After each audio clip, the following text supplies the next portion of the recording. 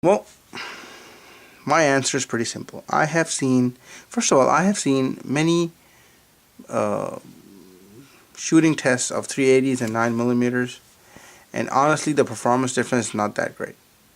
Both are really good rounds. In fact, 380 is known as 9mm short. Um, so there's no point, as far as I'm concerned, in carrying a 9mm of the same size when you could have a 380. Why I say that? Because the 380 has less recoil as compared to the 9mm. Uh, and again, that's my own opinion. You can disagree with me all you want to, and I would say more power to you. But the fact is, I feel that to carry a 9mm of the same size would put you at more of a disadvantage as compared to carrying a 380 of the same size, for the simple fact that 380s have less recoil as compared to 9mm. And if you can get by owning a quality 380 such as made by Sig Sauer, I think you should go for it. And to give you a small piece of news, this year in 2011, Sig is coming out with Sig P238, which is going to be a 9mm of the same size. However, that's not going to be based off of the 1911 design, and instead of being single action only like this gun, that's going to be a double action only, and it will probably carry 9 rounds of 9mm in almost the same size, but it's going to be a different style gun. The slide stop is not the same. There's no thumb safety like this. There's no beaver tail like the 1911 design, and I don't think the base model comes with the night sights. So I mean, if that's what you like, you truly are a 9mm person. And by the way, I am a 9mm person. On my everyday, I carry, as most of you know, a Glock 19. However, the days I cannot carry the Glock 19, I would rather carry this as compared to, as I said, a subcompact 9mm. And I told you my reasons for it. Now, as far as the actual carrying part is concerned, you can do a lot with this gun. As I said, this fits nicely in your pocket. Sig Sauer makes a paddle holster for this gun. The one problem that I encountered with this gun was the fact that my pinky sits below the actual handle, and I mean, I can shoot fine like this. However, I would rather not have this pinky hanging out. It's just a little bit uncomfortable for me, and I feel that I could probably aim better if my pinky was not hanging off like this. Now you could this gun takes, coincidentally, the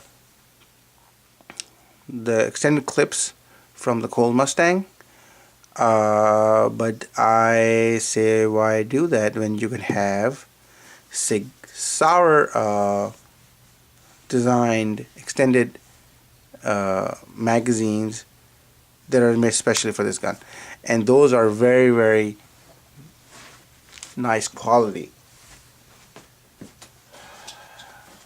Well, I happen to have one, right, or more than one actually, in my possession right here, and I'll show it to you. Oops, I dropped that. Now if you look at this, I mean, the craftsmanship on this magazine, it really cannot come across well on the camera, but I tell you something, except for the finish off on this magazine as compared to the one that comes in, with the factory magazine, because this is really, really smooth stainless steel. This is not really that smooth. This magazine it's nothing short of amazing. So having instead of having 6+1 rounds, you can now have 7+1. And look how beautifully this fits into the firearm. Look at this.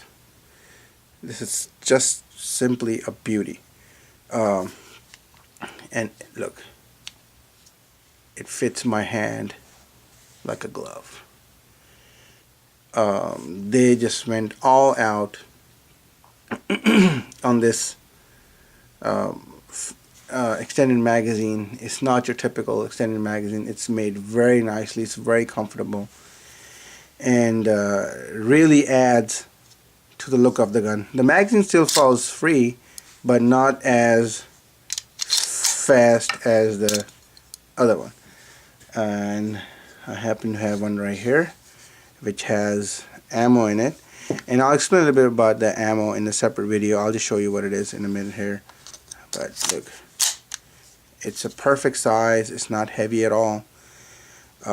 It fits in most of my coat pockets, my pants pockets, and I actually go running with this gun. Now, on the round that I was talking about, this is, if I remember, Golden Saber by Winchester.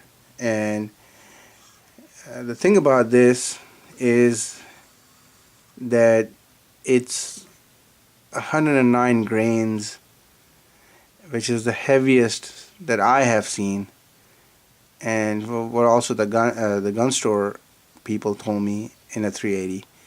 It's a plus P round, and it's a very good round, very heavy round, very, very close to a 9mm in strength. And I'm sure you can find videos on YouTube that show what a good quality round this is. So, I mean, there are a lot of choices out there. In fact, I'll show you in my next video different defensive rounds. And but coming back to the gun, again, I'm big on the carry system, as you all know. Based on the good reputation Sig Sauer has, there are already a bunch of things you can get for this gun, and you don't have to do anything extra. So, you know, this extra magazine with 7 rounds, so it's 7+1, 8 now, and also you can carry it in your standard Uncle Mike's number 3 pocket holster. It's very nice. I mean, it seems as if it's made for this gun. It sits in your pocket like this. Now you understand, whenever you carry, you have to wear pants that are a little bit loose for your size. So if you do that, this fits in perfectly. I mean, even in my tight jeans, this fits fine. But you can see there is some you know, print of the handle, but it's not recognizable unless you're a gun nut like I am, and you always look out for people carrying guns. But it sits in your pocket and easy to extract. And with the finger extension, very easy to extract the gun, ready to bring out and turn off the thing, and bam, bam, bam. I really don't think you can go wrong with this gun. I shot it on the range, and as I said, it functions flawlessly. Unfortunately, on my other review that I did for the Diamondback DB380, I could not say the same thing with all honesty. That gun was very, very picky and touchy about the kind of ammo you were putting into it. I honestly just got sick of firing that gun because of all the misfeeds and extraction issues I was having with that firearm. It was to the point where I could not safely carry that gun, or feel, at least feel comfortable carrying that gun.